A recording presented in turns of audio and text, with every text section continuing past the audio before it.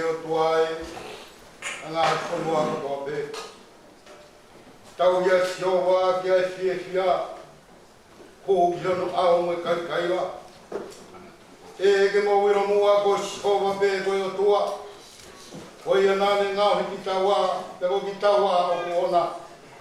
Io ko e kakai ana, ko e sipi o ko panga. Tau lotu. O whamai e ki e pia te au whawhai mata. Osi hoku mata he hoha a. He hoku loto mo hoku mana wa. Osi e kumo ui me whamamahi. Mo hoku ngāhi ta ui he maa hoi. Ko kāna hoku i vi pia osi hoku hui. Koe uhi, koe kovi. Whakauru mai o whakonga. Yo kautau mai o iki, mo kautau na ngā, e o dua. Whakamo ui ki ngā tolu, i o me si. I e wafa, i tamai, e moe aro, moe laumari e mā rioni, e meni. Koe korokola hini te tau, i vai. Koe tolu nge au, ua mokuru mā taha e hini. Tolu ua taha.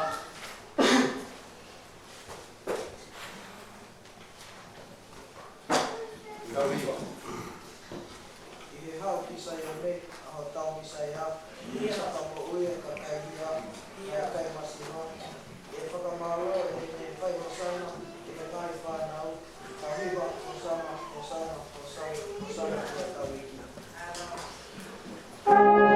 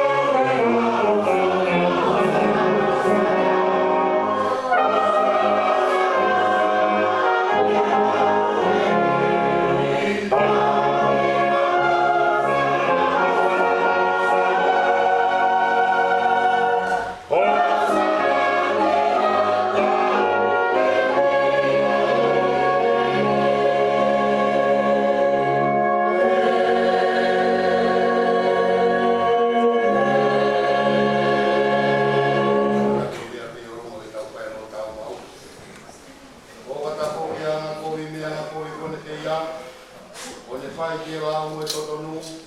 Whakamotu mani e o tāku ia. Whi laura ua tua kura mani la vea. Koto la vea mo la vea mo mapespesi e kai to kai ka fiona. Ui e ki ko tau o tua, whai mesi mo whaka mole. E ko tau o tō kia te a pēr ko i kai te tau whakao no ki ere ko sihoka ko tau o tua. Ke fōu i ngai lao nāne ko tū i o tau au. Ko tū kau tū mua o aru ki e tamai te au pehe kia te ia. Ala tamai ko whaiang hala ki rami kai tau tonu kia te koe. Ui kai te uki tau ki lau ko fua. Oua nā ke whakamau i ho tamai o e ko ki tā. Hei o au i kai he tā mō i tene tonu pia. Si kai ngā whenā koe ki tau tau he toi taku i ngā ko ke ke. I tau kua hā mo vete tau ngā ianga hala mo e ana kōri. Ia ke tau, ia ke oua nā tau kākā uwhi ai āho, koe o tua mati. Koe tau tamai o ki he wani. Ka ke tau whakahāte i he ana waipai mo e ana maruku, mo e roto whakatomala mo e tala mkua. Koe hui ke tau maunu whakamore, i he ana rirei mo e aofa e mea whio. Ko ia ko e kina ke te kumo tolu ko whatahani. Ke tau nunu atu ke a whio ana o whai mōni o roto. Mo e ana mai kai, te muangi ki a te au. Te mai mati mua ofa. Ko mawaru noa te o afe me o ngai hawa o hangia kona sike. Ko lai kau e mamui mui ni ngai whio i mohori ho maloto. Ko mau i ho ngā i lao māna ni. Ko mau siake ngā i mea nei ka tonu ke mau whai. Ia ko mau whai e ngā i mea koe nei kai ka tonu ke mau whai. Ia koe kai ha mau mālo. Ka kia alofa mai a siona ka te mau tolu ke kau anga hala au sia. Whamore ki mau tōru o kue tēne mau ngāhi ana hala. E whamou i hati ati mau tōru o whakatomara. O ange ko ngāhi kalawha ne whahaki kalai. Ne whahaki mamani a kai si suko mau eiki. Ja ke toku mai e tamai a ofa kai uhikani a whio. Ke mau mau i amu i ai anga whakautua. Mo maa nori mo whakapoto. Ia mau morere ai o wafa tok taku e meni. I si o waku mau kore kia te koe. E ke whamau i o kakai me nau ngāhi ana hala. Koe uhi ke mau ata i ho alo wha me ngā haki ana hala. Aia ko mau whai, ko mau wairai. Ia ko mau kore ke whaki mai holau mani e mau no ni. Koe uhi ke mau wheiani e ngāi me. E ho i ai o whina ngaro. Ia ke maa more rea e hono toe mau mokui. Kai whai pia mau hokosi. Ai whia pia ana kai ngata i a sisu karaisi. O mau eki e meni. Amen.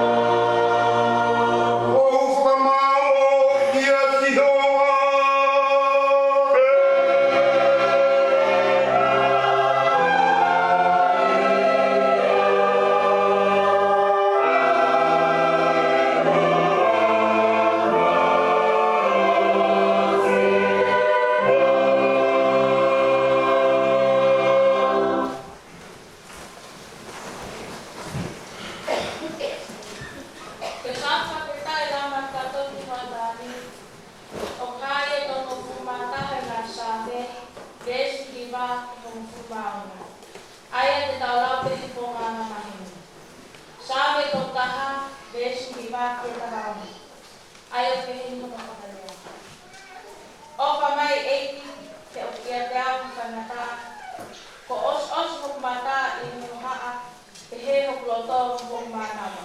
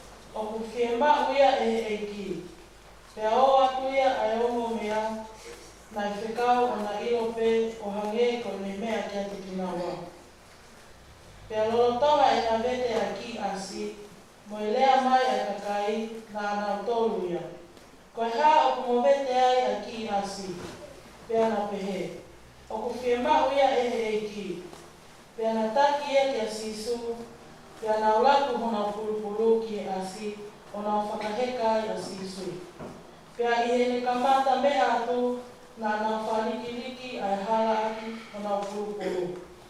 Pea i hene whakaofi atu o ne whai ke hifo i he mō ngā ko o ni me. Pea pāmawawa ai fu whakataha katoa o kaua ko. O nau wiki ki he otua, o laure o lahi ki he ngahi ngau e whakaofo ko nā mamata ki ai o nau pehe. Hoto ofa ki he tui o ku hoko mai i he huafa o e ki. Ke ai ha merino i langi, moha koloria i lang tau poka. Pea koe li ihi o kau whāre si, nā i e kakai nā naulea kia te ia. Tangata eki, lolomi o kau ako, kakatali e ia o ni pehe, talatu ka pau te nā whakalongo e ki nā tō, e kalakalaka e ngāhi maka. Amen. Mai koe ni ki whakata i tautano na whanau takai ni konga nei whanau e mai whakau i kongi hata e tautano ki e ui i hau whai tautano na whanau e whangia i peheke i ni ki tāni makurahian e whakata e omai whangi ki whanau e marama. Mai. Malele whanau. Ko hai pune ilo po koe sāpate hae aho. Sāpate pāna malo hito. Koe pe tali tonu ke whehui, ka oske e lotu, ka te hapi nui he, a kia hoki i fo ilore nea mai ne e ua te apa koe. Ko hai pune ilo ai mahu inga o e sāpate, ko koe hae mea na e hoko he sāpate pāne.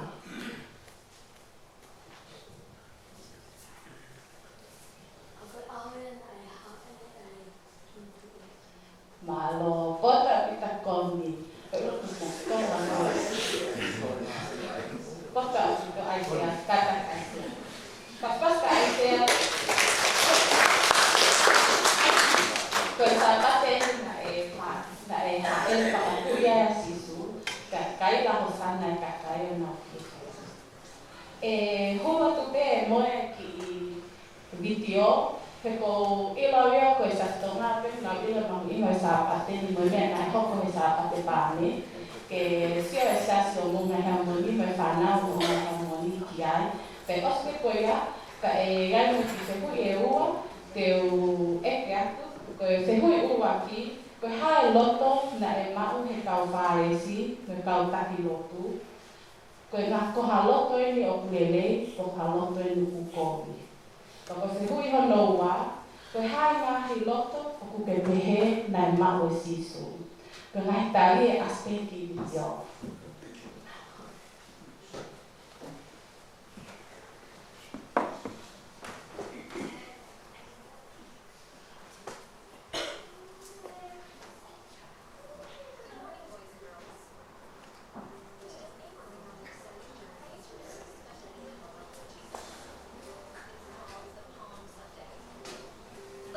The peaceful little village of Bethphage.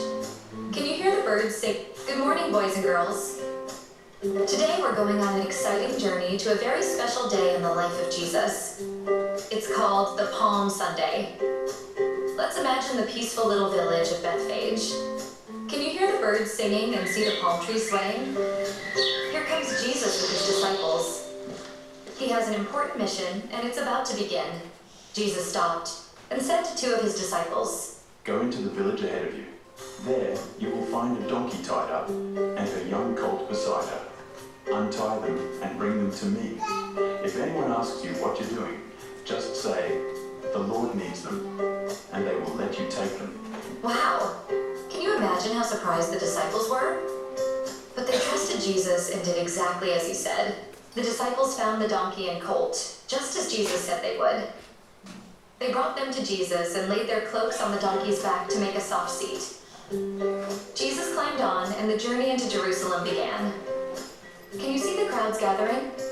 Everyone is excited to see Jesus. Now, imagine a huge crowd of people lining the road.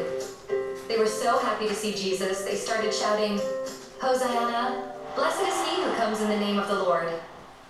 Some children waved palm branches in the air, while others spread their coats on the ground to make a special path for Jesus. Isn't that amazing?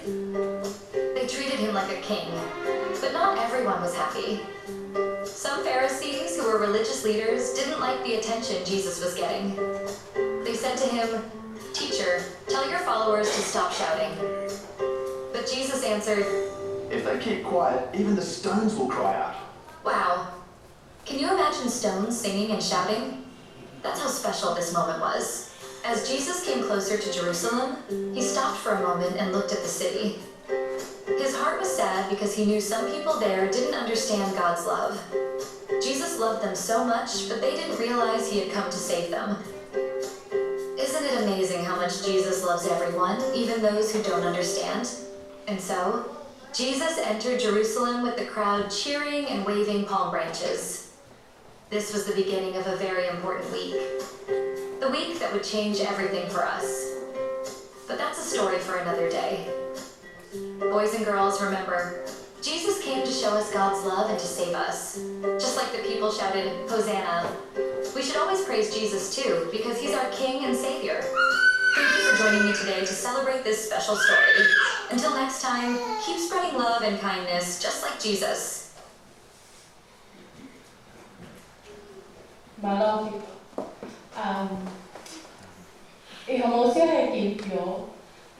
What did you guys think? What kind of heart did the Pharisees, what kind of heart they had? Were they happy? Did they have a good heart, or were they a little bit jealous? Didn't really like it, didn't like that Jesus was getting all that attention? Ko hea ne I loko koe hae loko that mahi kau whālesi upata. Lisa? They were jealous. We're jealous. What else? Ko hea, what else?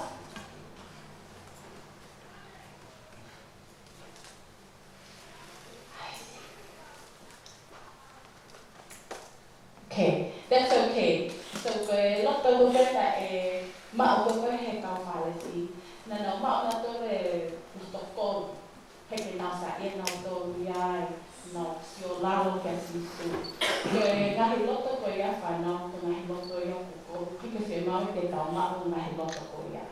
Ko heu ne ira e loto nai mao e sisu, e he hosio e ki wikio, ko hawhi ngā loto nā ne mao. I o ke fia.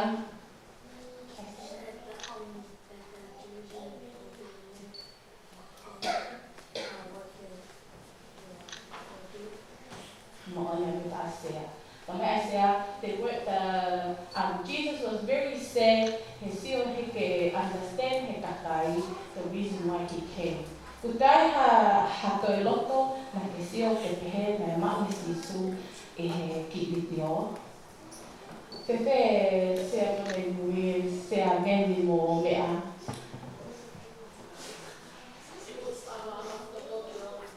Ia, ana whakato ki lau. Koe loto kone mau ke sisu, koe loto tāma ufua, loto ofa, loto whakato ki lalo, loto whakasewaniti. Ka koe loto ia whanau whe mau koe ke tau mau. Ko au koe ki api ke mau whanau ka soia. E whakaosa ki pē ai ki tānoa me tāpa te pāne, aka ki tānoa no nope te whātu mai whanau, e whakamau ka opa ke ahoni. Whanau, tokua na e iai ha ki kolo I India, koe ki kolo koe ni toko lahe kakai. Kakai whakaawalisi e kakai e ki kolo koe ni, koe ki kolo koe ni, koe toko lahe taha koe nā kakai India. Ala tupe aho, ku whakatonga e kakai, o au te taimia koe hole kakai, ika te toko lahe kakai ia. Lahe e puke, pa lahe mai mate. However, e ka oto koe ni ki kolo koe ni, o nā peheke nā whakatoto, o koe hao uhinga, o kulahe e puke mai mate, hea nā ki kolo. Pēnā whakatotolo e ka oto koe ni ki kolo, whakatotolo o sa lau wike, o sa mahina haraki ke lau ilo. I he tenu nā whaina whakatotolo, mate pe kakai, puke pe kakai mo mate. A te taimi nā pehe, ko oso nā toto. Heke nau te ira ko koe hā e tau mea te tai, ke nau ira uhinga ku mate e ko koe ai kakai mo nau ki koro. nau pehe na nau whanongo, koe palo whesa whoto I mānan, nau pehe ke nau kore ke palo whesa, ke hauria o whai whakatotoro. Pa haukene palo whesa koe ni, o si pēra ki lau hoa, ma kosa hoka ua pe tōi, ku ilo he palo whesa, ai uhinga ko koe ku lahe mate, pa moe ku keho nau ki koro. Ta koe koe I loto koro, koe ki vaia he loto koro. Ta koe koe ki vaia koe ni, o ku whai nau laku vene, whai ai nau fō, whai ai koe nau whei haka, tai koku uhai, tāna ke pere pera mo ne ki loto vai koe ni. Pa ku te kāpuna ki loto vai koe ni, he whituku no ao inu mai nei ai. Ta koe koe uhinga e koe o ku lahe mate, koe nau te aue nau tau inu nei ki vai koe ni. Pa tāko koe palo whesa, tāne palo whesa, ta pehere me kakai o io. Te mau ke nau whakama ai ki vai, ki hua pa nau toki inu nei ai. E whanau, koe ki vai he ki I tāra noa koe ni, whakatātā ko tau loto. Ko tau loto, tāna ke mea kehke. Tāna ke me ae lelei, tāna ke vele, whake toha mea tāna ke tau whanki loto. Kau whenau e ke tau tāna ki pēr nahi mea lelei ko tāna loto. He kai te tau tāna ke mea lelei, te tau mate tau tau hange koe takai koe ni ki koro. E hara ke tau mate whakatamai pe, mate whakasino, te tau mate whakala maali e. Toi ai whanau, koe palo whesa bota koe ki I tāra noa, ko sisu ia. O whenau ke tau talia sisu ke tau mo'ui, ke ne haui a whai no tau whakamaa, ne tau whakafo'o. E he tau tari ko koe sisu ko tau mo'ui, ka te tau hangera ka tau tau koe kakai he ki video a honi o tau kaila ho sana. E hara ke tau hangera ko tau whāresi o tau te whakawhihui a sisu. Ko ia e whainau, ke mō mao ai ngai ai whaniki iana, ai whaniki ai loto ko nei mao sisu, ai loto ofa, ai loto whiawhia, ai loto tāmufua ko mō ngai mātua. Ko ia te mana. Maria.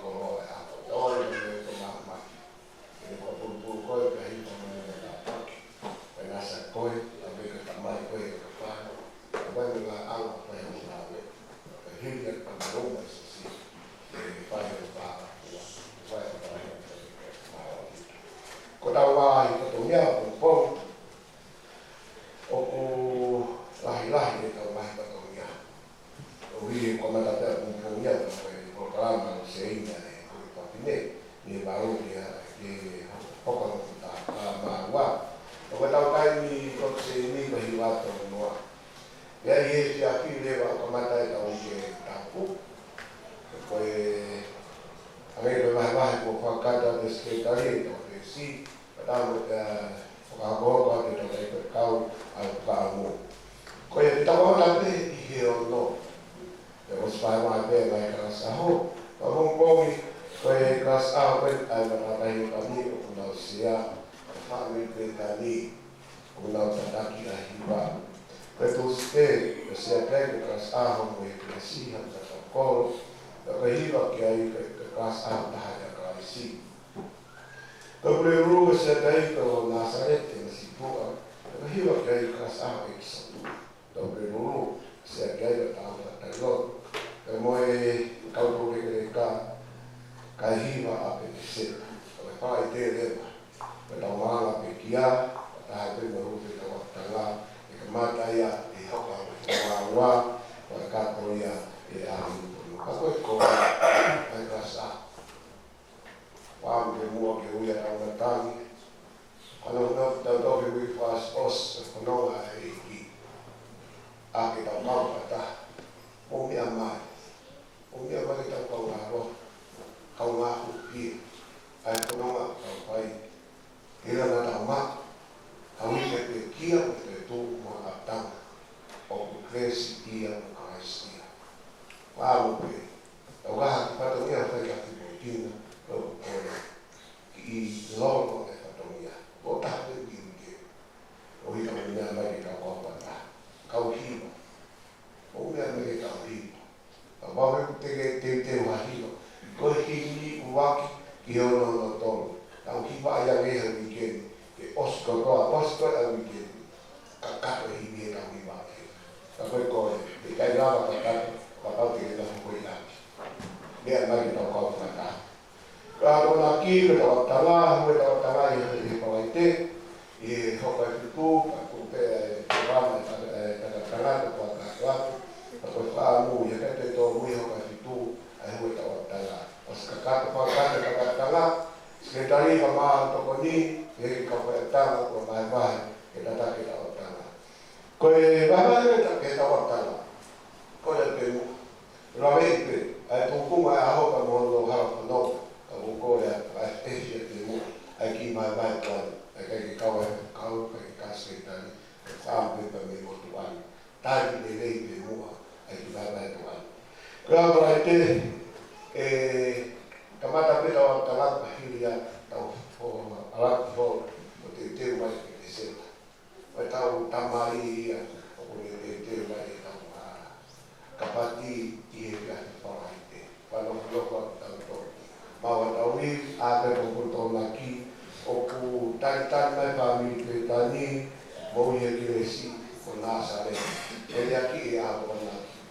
Tapi sahabat, untuk itu orang dia itu orang yang ada waktu tali tahu ipong awak kihemonite soto tahu mereka pada tahun bertahan terus. Untuk itu mau mereka di mana buat. Tahu kata sekali kita tahu tahu. Betul lagi bahkan biar tengah itu tahu hilang ki tengah menengahi orang. Kalau kiai ko si lahir marala dari kau pada boleh usaha ini oi tu boleh ya ko ya de ko siai ma boleh muka siai o kahir pe no va de o kiai de aquela forma muito ko o kai han o kiai ya o biai holo que tanto facato aqui foi lá o carro. Que dia que tá com flor, não vai a hon, não vai para mim, não vai a ouvir. Foi o voltar total pelo tu, tá? Vai aqui a o algo me hon, que toca mais a Maria flor, facato, fala dia, o tudo que não vai ter. E aí, tá? E a coisa é que ele não precisa ter, mas não que não. Betul-betul di bawah pedoman maya hak pedoman di bawah. Orang whakata e Christ is ko te ko o e me Au, e mai te ui ka le te kau, whakatato e wawe whakaiso.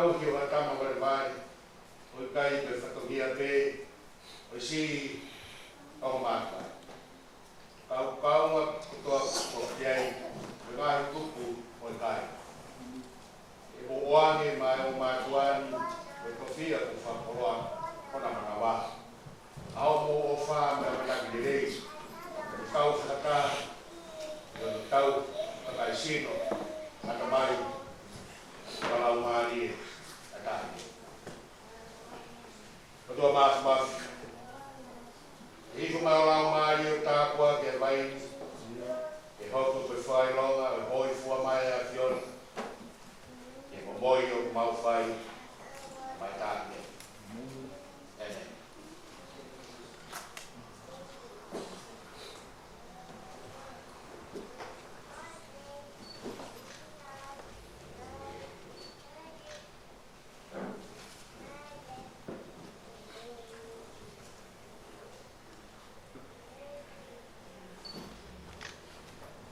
Maria Falaloi Tonga.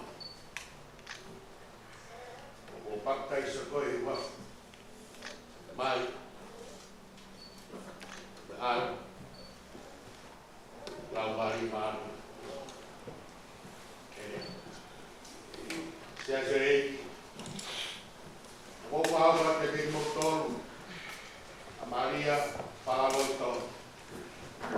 Tau fahu kaine ke sa tapo kaisi. Tohi ke ako ni kina i nga ito kasi rin ito tola mo sa kaliskani. Tau hia o ofa ke teia. Tau matawangi. Ni hopo o mata. Kas.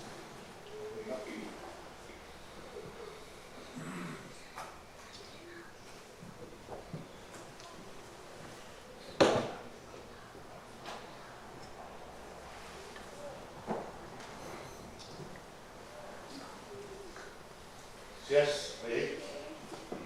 Kalau kita lihat kahinan kita akan tak boleh tuh. Udah yang mau fotonya dia mau matwa. Di mulut lagi kita lihat lawa mau fa boleh. Mulut lagi kita mau lawa. Yang protokol itu dia mau matwa. Dia mau tahu mau aku dikina kahinan itu mau faino itu atau lagi. Abang bobo berdoa, maka doa hati dia. Kita ber, itu apa? Kau pamaruan doa dekahin, kau tadi bisa stop. Ya boleh kita melalang bowi itu orang bowi fatalis sekali. Kau doa usia lima tua, berfamili dan itu bagai. Tau fai e moi hau e whanau, tau ke tuta tonu, e au sia e whahino hino aia, na rea e ki, o mai whai a koia, a koreanga e mai. We pray for peace time. May she find love in the surroundings and her community.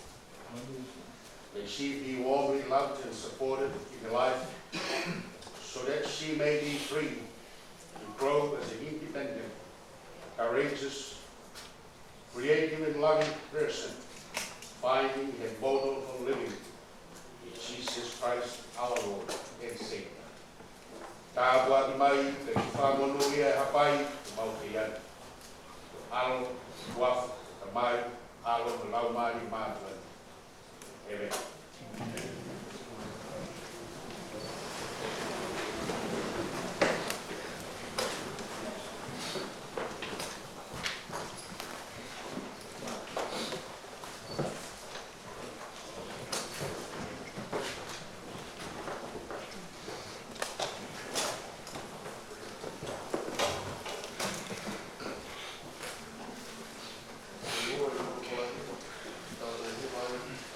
Father,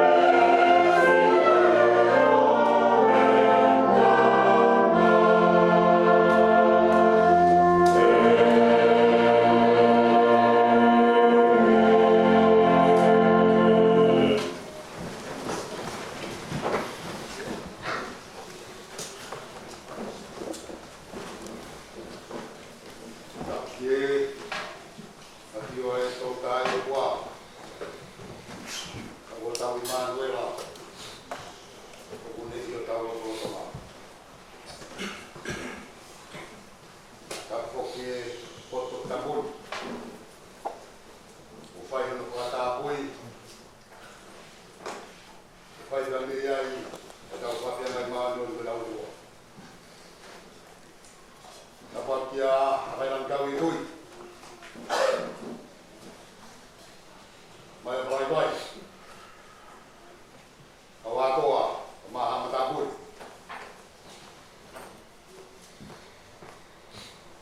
Kau hoke tatai kau. Vai ngā. Maa ni wā munu whami. Kari bola. Maa ka ngatai ke rotu. Katapi ais. Maa ka whine ke rotu. Katapoki. Sa miwe rairon. Nau tolu kotoa pe kau nau whawhea mai e tau pini. Ni sāpatu mawinga koe ki tau kau ngaro. Ai hoa whatat mawahe. Ki tātai pesu kau. Wahe na te kunu pōti. Kau e pate wilo. Mahamu hoa. Ona whāmi. E ake kua whai mai e honi. Tau kau ngā mau makiresi whakata. Jadi ke kau wai wai, bersama de bami, de wan ma, kita tu. Kalau kita fanau, kalau kita mau kumpul tak boleh. Ya apa ke buat aku? Kalau mau mau, aku ke sana mari pun, ke fakam monu hok kolok, betul hok mau kifani. Ya apa kolok itu.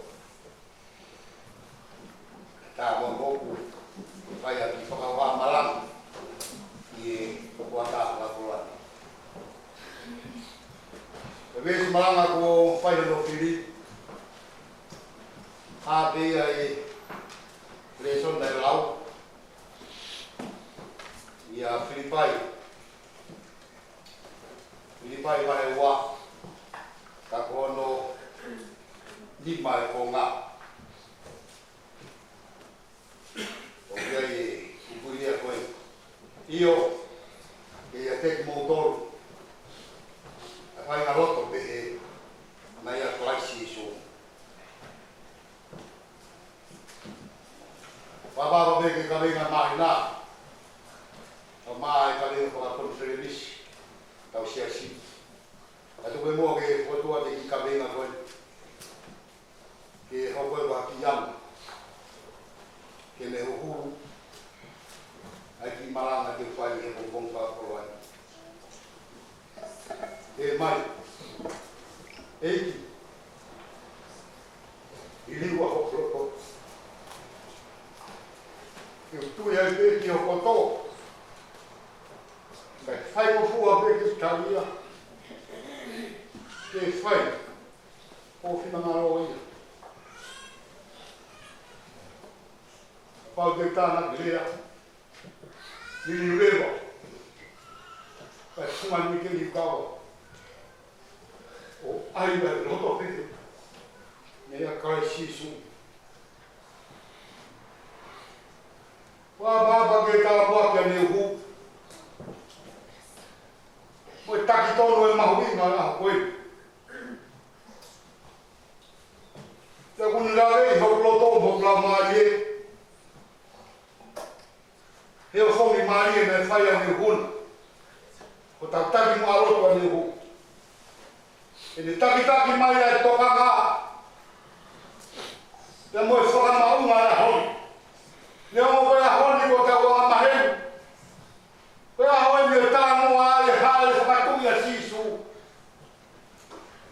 Lo di mau pe kai na mali malangan. Não oi ho lo to ko pe sa. Lo ko kai ko ke ta leson gospel. O we vai ta no ai hal fa tu. To fa ton mai mai he ko hi. Ta ko ha la ki pe. Ka ko leson ton we na lo. Vai o rumah baru, vai tahiba, vesi o baru di fano. Kalau si bakato kaplo malie, e fora malala foi. Eu peguei, eu tu mau ai pe. I kai que to i liu. Ka mata me hu ono fong ki tau toru. Ka ko be ta ko finanga pe no e ki. Que tu que tau wala que está no pe ka te mo lo to. Te ko lo to e ka kai, ko lo to ta mata ko me o ta mo. Ka un eo mi fa ka pa ga teu.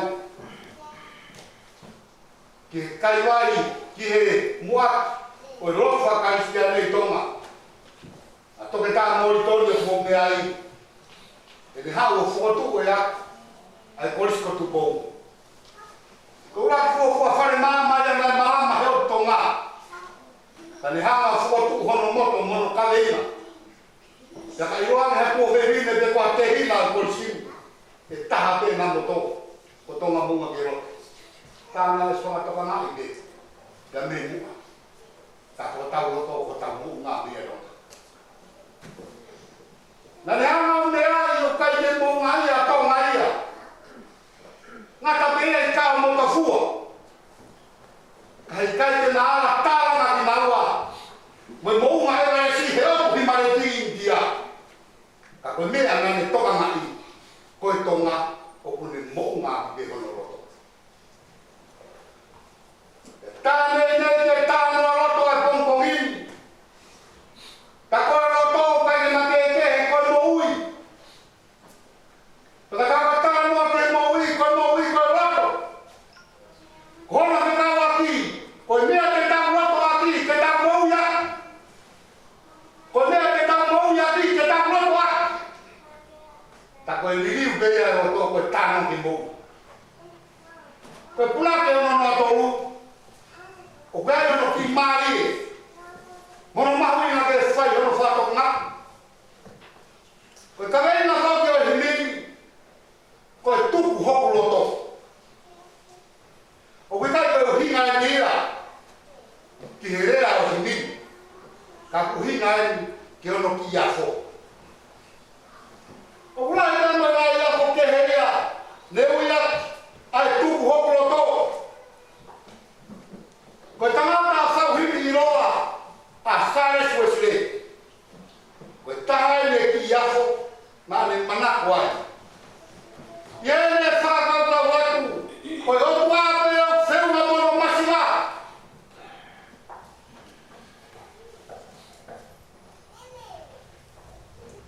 o mi fi mari o ne o mi longa ye dei ro ba o pa o te fe o moya ya pange pe ko himni ko ni apa mo to tu ama ya khangata o hange pe kamake he pe punake tu ku pe do loto ka fai pe o finangalo winga ira o ta kale nga na kwen ile wa ho loto ke tu ya te jabo ka fai mo fu a ke talia te fai o na ngaloi ko ui e se ya pombo ngini ko i se na pawa ki na kai o filipai ko fai na pawa ro to mai he de priso nei Roma o ga na no na i se ma ne fai do nei ai ka pa i se ni ki e me kala o tu ma me mate o fai filipai na ia ta hana awanga no me off o fuaka e te ia e me siasko ni ko fenga ne ni ta me pa mama o ki awanga o fako ni te pa winga ya no sai e to ni paula me prisone ke kai na ko ni o bia e konga wala ye o ura ko fuamaro ga te na do ke o fa ne ke te ia loro tonga honori e prisone hono wa ko ne to hi o fa te e kai na kai ka ko mai pe na hiwa e pochi asini o kune ilo ai a o mahino ai ko ka kai maheli pe mo ki na to te kai no ya pe na me fenga e flama o popo aqui kai na lopo ko ele que na no fuma I mātua na skoale mati maltolo. Kamatama meu e wahewa. O whaia e paua. Nga hilea koe ni. Ko ia ka paua o kuia i hamo wakona. O kuia ka lasi.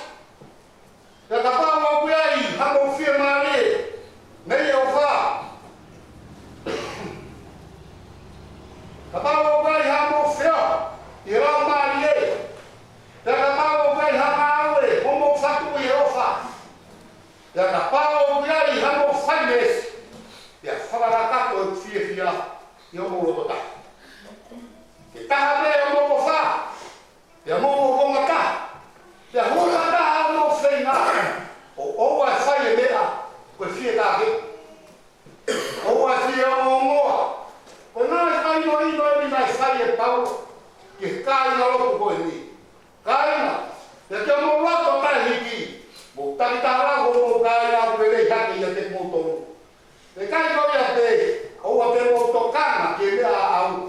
Ka motokanga ke mea ai ka kai ke.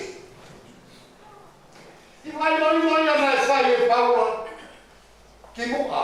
E osi koe ia ka ne to kuatu a whakakau koe ni.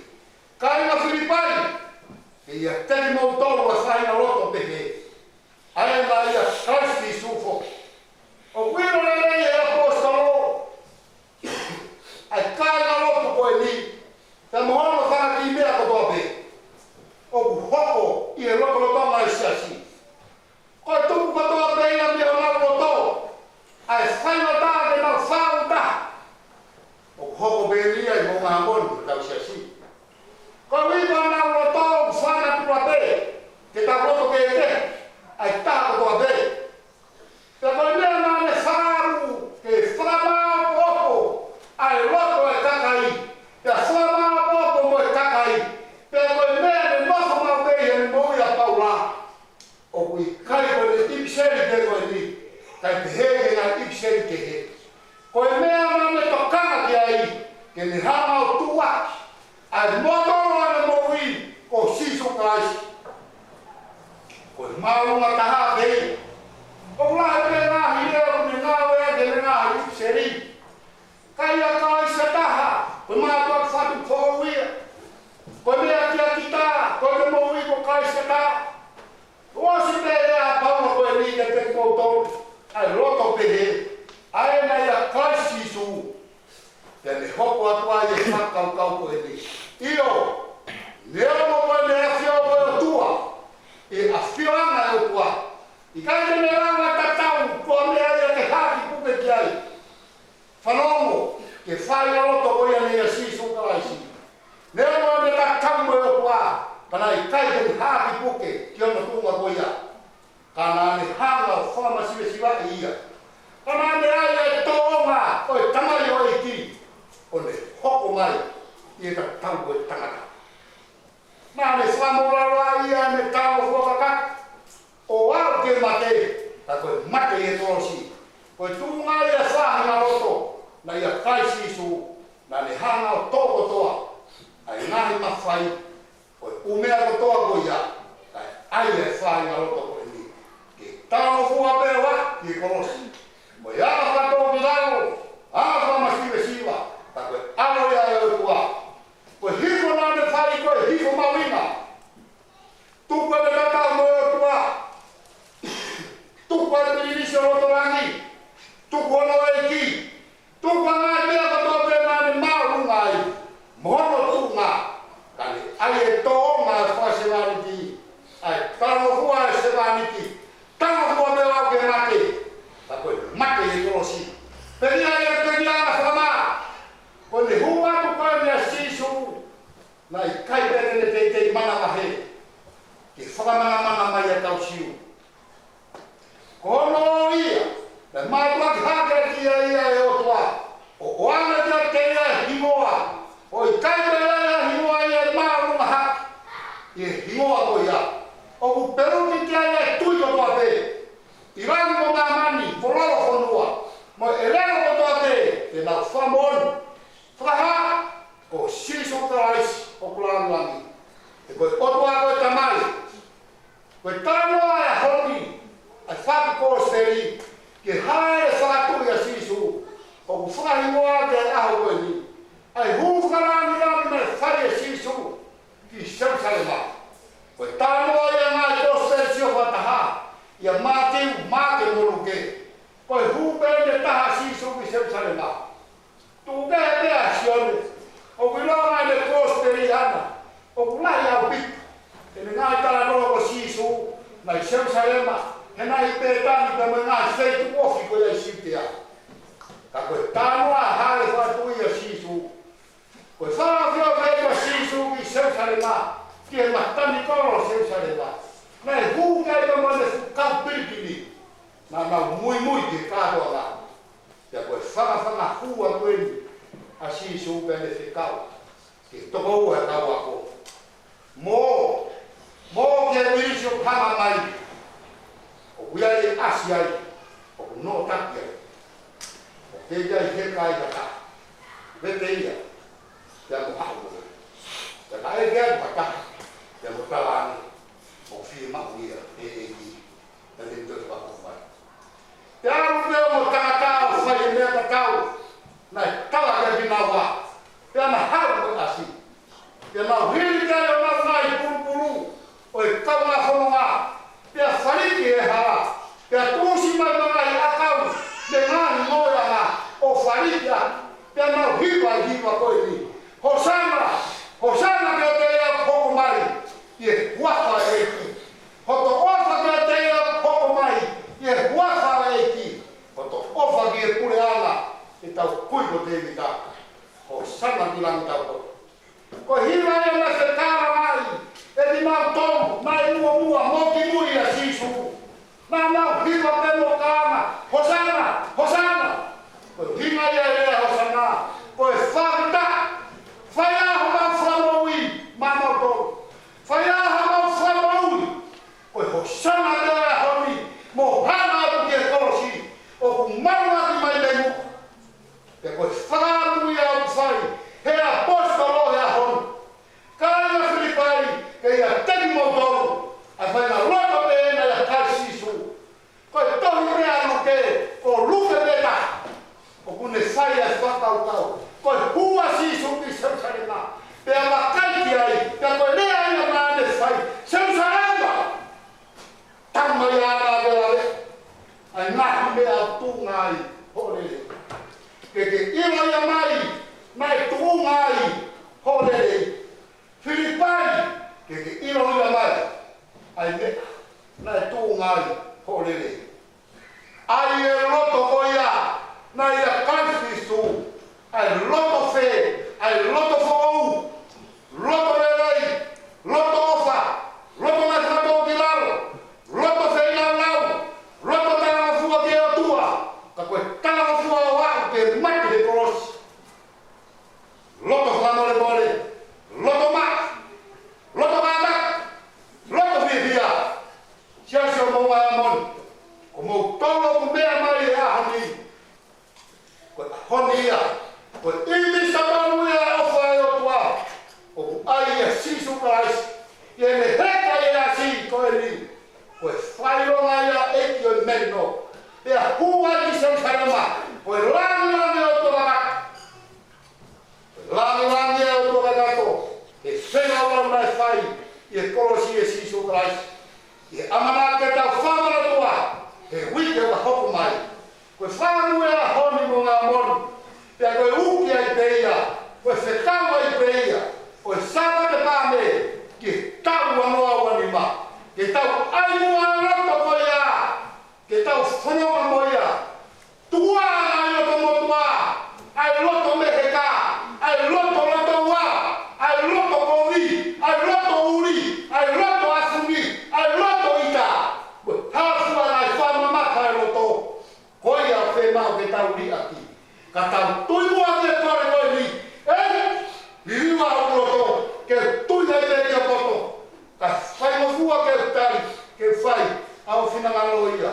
Liwa, ka whuani ke ni whawa, siasio mo ngā moni, o aina e roto pehe, na ia kai sisu e mesi. Koe purua i ke tau,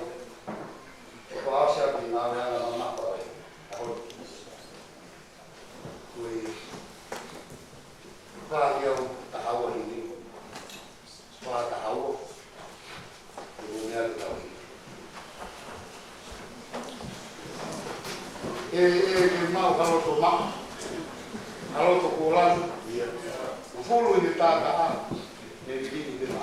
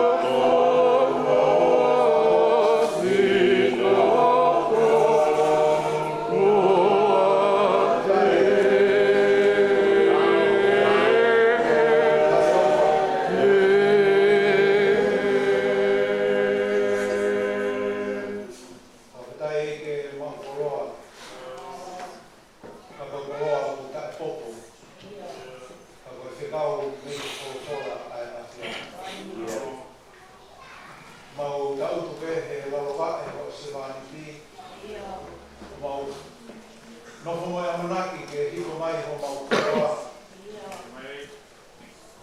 mau mo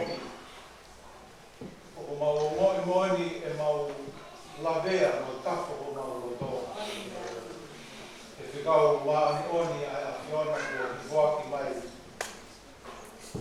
e manava ho si mani Pagi loe te mau tu me fe.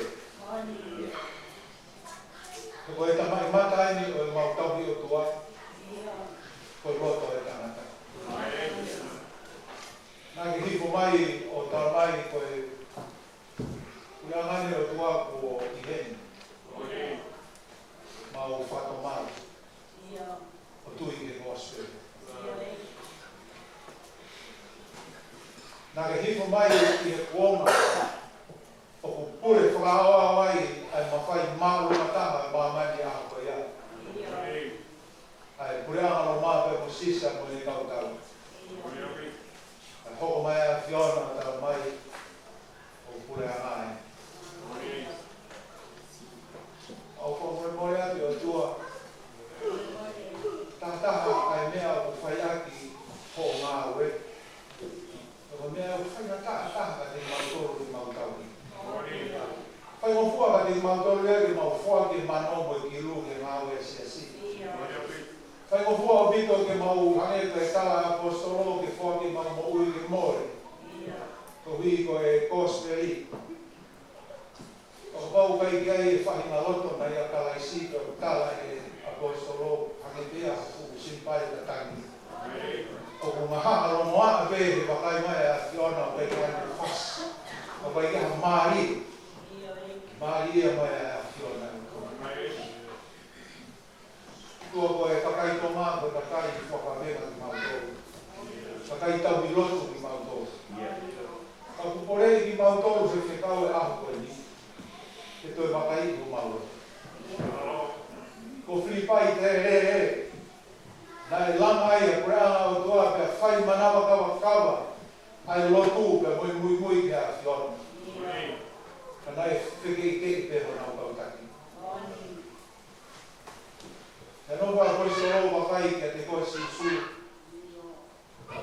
Hai mea nai lawai e a Fiona o fau he hala mamahi pe e te aki pe te ke si tua. O hange wari aki e a tama hono ui. Ka ke lawai e fu mamahi pe he whau. Tāko me whakakuri kuri. O mau besa mana te a koe. Koe whahina loto na i a Fiona. Koe ia nai lawai ai parani ai a Fiona ke whotuki mamai. Ko mau whamaro rahi a Fiona. Koe no whatu e rakai Islerismo e rakai siu. O whakakaukau koe whakatawataina o Islerismo e mea e o whai meitua. Ho hoko mai ke laike burama o mā, i kai. Nā ke hoko mai koe ke whotuku o burama i mauroto, ke tala e ngai whatongia. O koe ke tala e whatongia ia o tua, i he laroa kau ke tala he mea umau mau. Ke koe koa aine e pahi o aine tohe pripai, whamahino ai e paura, mea o whaia e ku pore porehu, roto toa tera ka tūma tera. Kai turi tere maku. Ai mo ui ia sisu paraisi. Mau korea e ki e watako ni ke o moa na moe koroa. Na whai vea ko ke tuturu, hage ko tuturu ki Jerusalema, o ia ue Jerusalema. E ku tau whenga atu ke whamaa popo mo whamamoi ki mau toru. Ka ku tanto a whanga te e o whahe turi moi atu. Ka kore whamore e ka kore mai omi ho keresi. E whakakato, e whaamu e mahina mo e whaekau e reni ti, o mau simi e mau mo ui. Te tau e mau hoko, o kau muiaki, o e lawai ki nasa e ni mo sisu paisi. E ua nā tō laro whao profora, e mea patoa te mau paisi. E koini e kai ngaro tū, whakau enga o mai kai ngaro tū. Ke kau mahu inga e au koini. Ke ua nā mongorfoa monga hea moni e mea o tua. Ko mea ulama ai pureana o tua, I monga ngā ni ulanga ia me he loto. Mātu aki tu kololo kakato ia. E kau whamaloa ko hiko se vāti. Ka mo te uraki ako koe. Au tui peka wauna e o kulai me ko speri ako ni e fia mai. Fia mai ka inga me kolo hea ko nau whanau tama i whakakolo aki mau tō hea. Mālo e te uraki. No fu mai ka inga o pe he. Na kai kia hana o amanaki ki i motua pe ane i ane ane. Ka honi ko ne whakakolo aki mau tō. Na mai no e o ku au mai tō kakawa ai pai kauka mai api ako. He tanu maki ai mo ui e tamai o e kini ke hoko hono roto. Ke kafe mai ai se kau whakakolo ai ako. Mua ea ke inasi ai e nā mo i te tau pe tāna ki pe pe tūpui. Whakakolo ati ki tōna moko i o kumau e puatoka. Tau mai ki loto wharenu no whāngi. Toi mai moku i, hiki kotoa e loto. Te tuku kotoa, ke tala e sinangaro o e a Fiona. O mai whatongia kotoa pehe loto. I longa mea se asi mawhana ke kau ki ai. I longa halelei ke whai o e tuku mawhana mo fia ki ai. Te koni monu ia anga ia e ne mo ui ka mai hoang me whanau. Maka tuunga he loto te rei. Ke tala e sinangaro o e a Fiona. Ui a si su e mea koto o mea mā. Kua o kere si ke whakamo'i mātolu mo i kamata anga e ui ke tapu o mau teu atu ki ai. E ke mau kore pēr mea e tapu kore. Oana mau mōna fua e ke esi o ui ke tapu. Nofo siri mau mo ui. Ke whaki kotoa ha mau roto. Ke mea mau e a ke a Fiona. Whakakato mai a e ke rotuka ke tuwa ke lawe ai te kau mau inga ahon. Me kau tangata ai, kau mai kau white eiki o asia e mau whanau mai wai. Kuri mau koroa ia ko tau. Whaawa eiki mo e lotu mai hu, mau whainta, whakakato, mau tae whakato pe whakaato, mau tae a hu. Ia sisu kalais o mau whakaato, mau whakaato. Amen. Ia meke tau e o sisu kalais. Roka e tua mo te rea lau maari maana ni. E tau tau tau teia kai naka.